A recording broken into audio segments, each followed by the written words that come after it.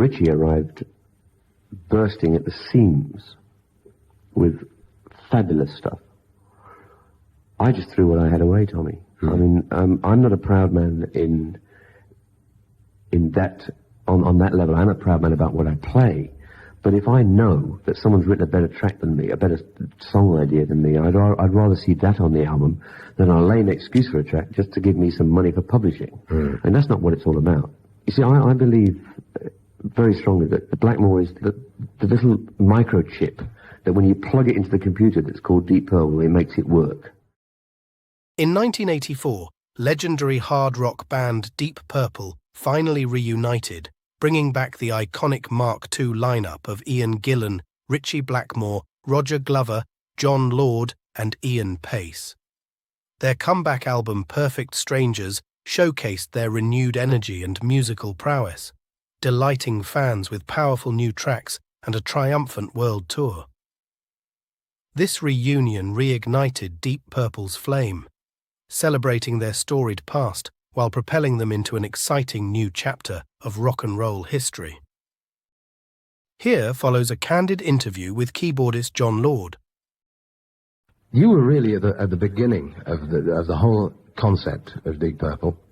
To the best of my recollection, having cribbed all the books about it, it was a group that was put together initially to surround an ex-Searcher member, which is a whole different concept and a whole different thing, because it never happened that way at all, did it? No, it was very weird. What actually happened was Chris Curtis was the guy. He was the drummer and sort of backing singer of the Searchers. And he had this very off-the-wall idea for the time. It was very 60s, man. It was, the band should be called Roundabout, and that therefore that there should be a nucleus of himself, Ritchie Blackmore and me, and that that should be the centre of the roundabout, and other musicians could jump on and off the roundabout as they chose. It was lovely, psychedelic sort of idea.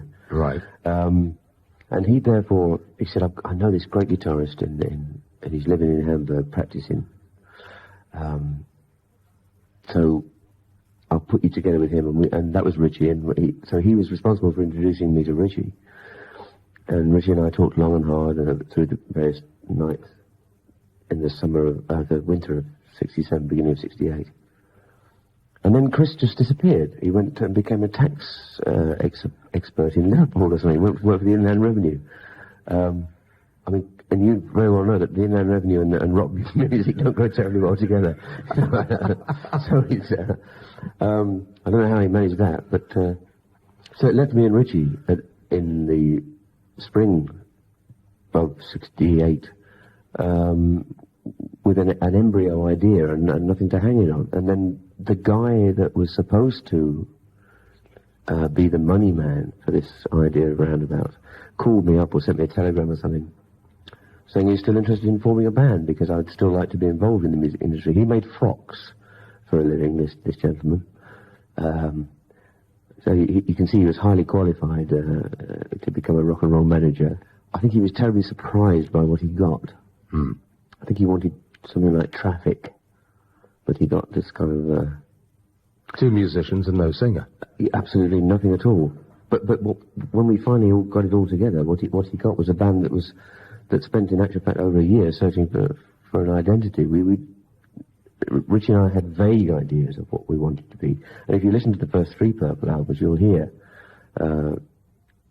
there's a famous play called Six Characters in Search of an Author by Pirandello. Well, this was 5 musicians in search of an identity. We didn't really know what the band should be. But the identity that you initially got was a real pop band. It wasn't a heavy band at all. Yeah, I don't quite know how that happened. I think it happened because the success of a track called Hush in the States, which surprised all of us. Because it was a cover of an American song anyway. Yeah, a Joe South song, and the version we knew was by a guy called Billy Joe Royal, I think. Am I right? Mm-hmm. Yeah. And we heard it in a club somewhere, and we thought, that's good. So we bought the record and worked up our version of it.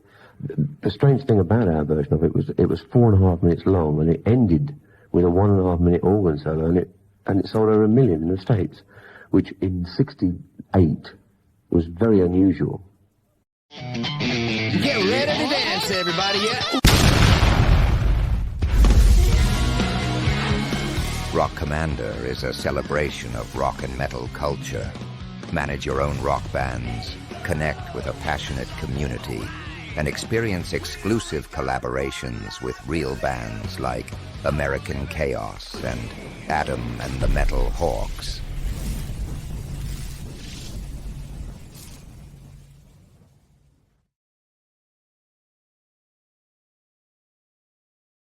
Were you essentially a pop band at that time, or live, were you heavier? Much louder than the records would lead you to suppose, which is why we spent 2 years really, almost, in America, in the wilderness.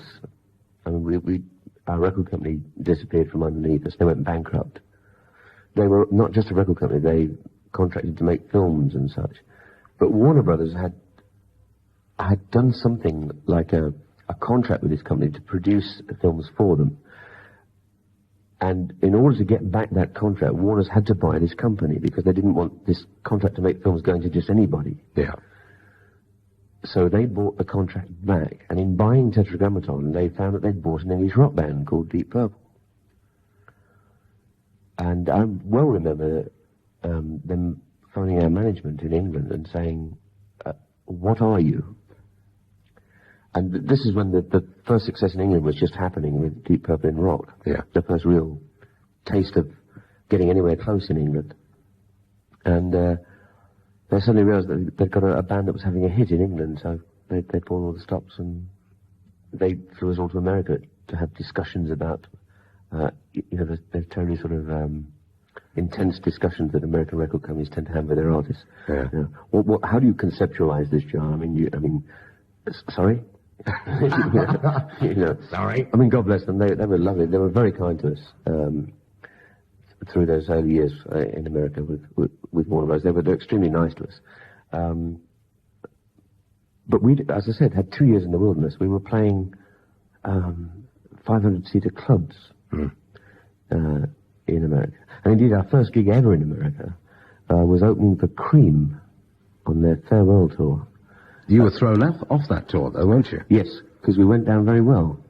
But also, I believe, or the stated reason is that you were thrown off that tour because Ritchie Blackmore used to play little bits of God Save the Queen or various other bits and pieces and funny other tunes in his long guitar solos that they thought, or Cream thought, was not giving credence to the music as it should have been given. In other words, he was taking the mickey. I think he probably was. But I mean, Deep Purple has always had I'm very pleased to say, a very well-developed sense of humour. We had to go through some of the things we went through. That could have been one of the reasons, Tommy, yes. I'm not at all sure that the mists of time come down when a bit when it comes to 1968. But I do remember we did 3 gigs with them, and for some reason we were elbowed off the tour, yeah. How much classical music do you listen to now? Because you are a classically trained man, and you are, in actual fact, probably the most trained person in the band, academically. Yeah, it doesn't actually make much more than a ha'porth of difference, really, except that I've got a few things to fall back on that perhaps some of the other members of the band haven't. Ritchie also has made himself very much aware of the tradition, particularly Bach. He's crazy for Johann Sebastian. Sorry, what was the question? Do you still listen to classical music? Yes, of course I do, yeah. I find it's a kind of a salve, it's a kind of a saviour. Yeah. Particularly on the road.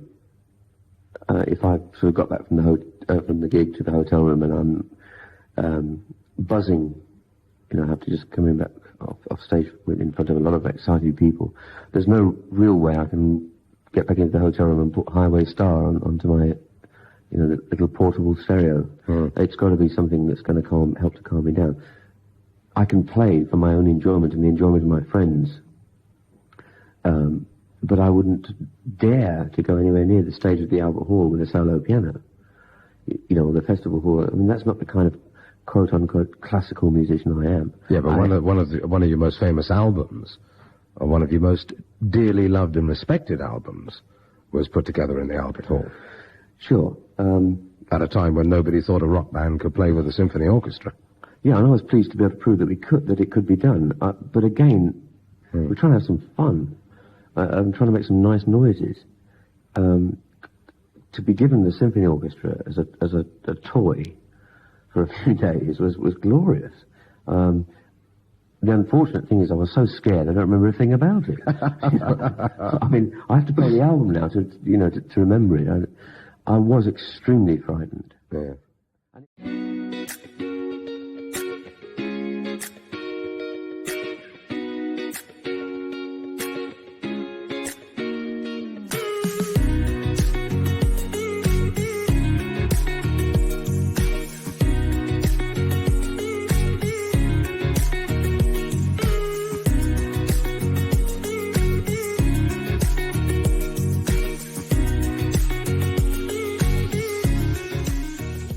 And it all came out of a casual conversation I had with this guy who made frocks. You know, I'd say, he's going to love this.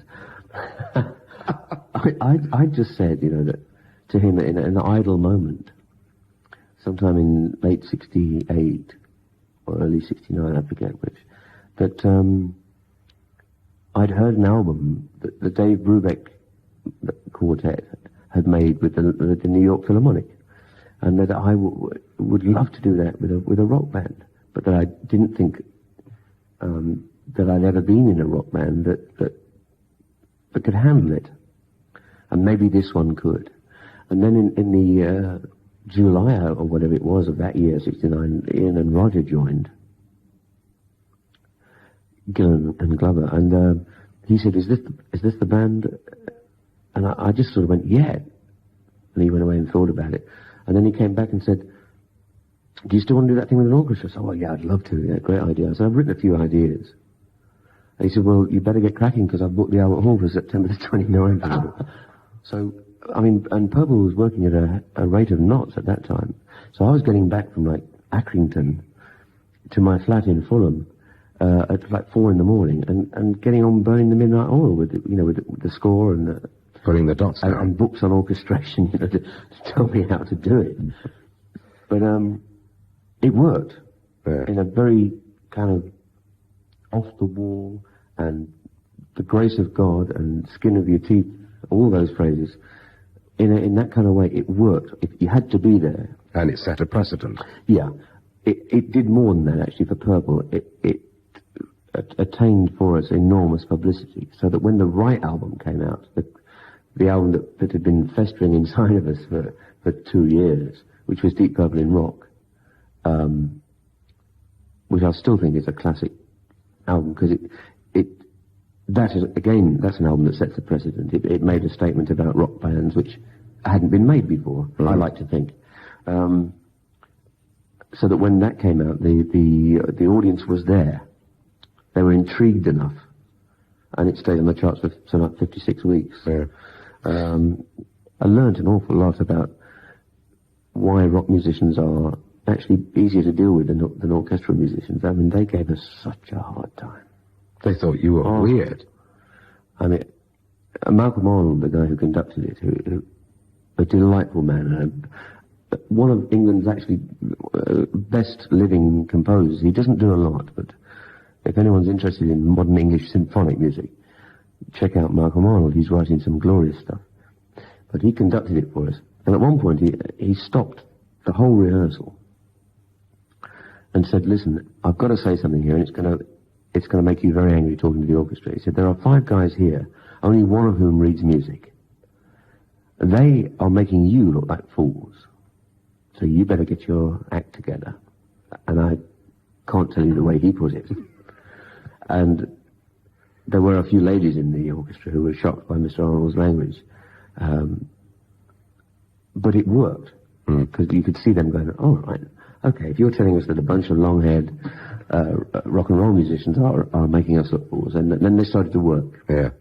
And indeed, at the end of the concert, when in backstage at the Albert Hall, when there was Euphoria Unlimited was happening back there, most, if not all, of the members of that huge orchestra managed to find their way to one or all of the members of the band and congratulate them. So and Sir William Walton actually was there, and he came back and congratulated us, which is a moment I shall remember.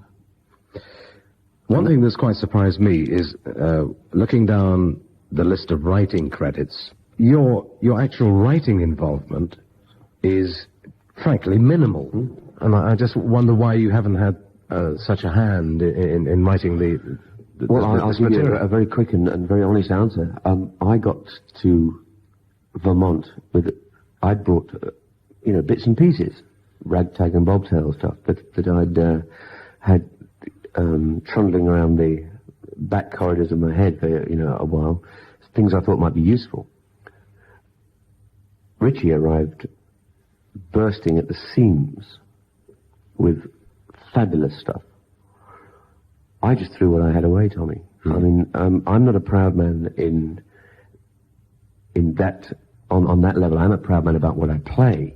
But if I know that someone's written a better track than me, a better song idea than me, I'd rather see that on the album than a lame excuse for a track just to give me some money for publishing. And that's not what it's all about. You see, I believe very strongly that the Blackmore is the little microchip that when you plug it into the computer that's called Deep Purple, it makes it work. It's an amalgam of the five people. But if it didn't have Ritchie in it, it wouldn't be Deep Purple. That's why I still think that the real Deep Purple stopped when Ritchie left. Yeah, but it's always said, always contended by people who've always loved Deep Purple, that it was the Mark II version that had the spark and the magic. I wouldn't dare to fight that statement.